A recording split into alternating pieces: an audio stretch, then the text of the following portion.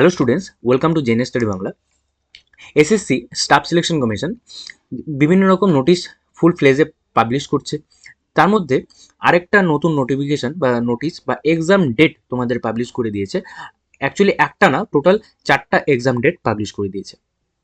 যেমন দেখো, তোমাদের অ্যাসিস্ট্যান্ট লোকো পাইলট যারা এএলপি দেওয়ার জন্য পরীক্ষা যারা এএলপি দিচ্ছ বা দেওয়ার জন্য পড়ছো, তাদের ডেট রিলিজ হয়ে গেছে 16/2 থেকে 18/2, মানে ফেব্রুয়ারির 16 তারিখ থেকে।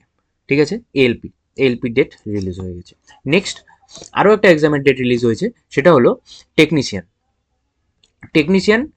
এটার ডেট কবে দেওয়া হয়েছে? 5/3, মানে মার্চের 5 তারিখ থেকে 9 তারিখ এটা ডেট দেওয়া হয়েছে।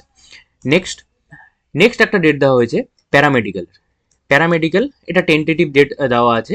দেখো, প্যারামেডিক্যালের ডেট দেওয়া আছে 10th মার্চ থেকে 12 মার্চ, 3 দিন, 10th মার্চ থেকে 12 মার্চ 2026। আরও একটা এক্সামের ডেট দিয়েছে। দেখো কত তাড়াতাড়ি নতুন নতুন ডেটগুলো তোমরা পেয়ে যাচ্ছ। অবশ্যই কিন্তু তোমরা ভালো করে পড়াশোনা, যারা যারা এই এক্সামগুলোর জন্য প্রিপারেশন নিচ্ছ, তারা কিন্তু অবশ্যই ভালো করে পড়াশোনা করো।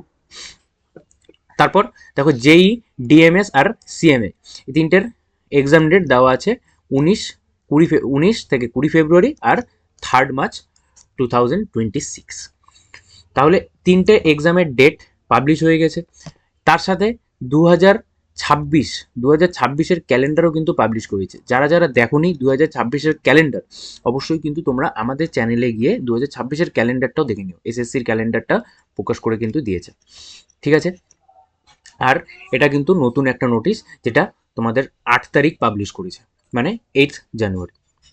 এই নোটিশগুলো 8 তারিখ পাবলিশ করা হয়েছে।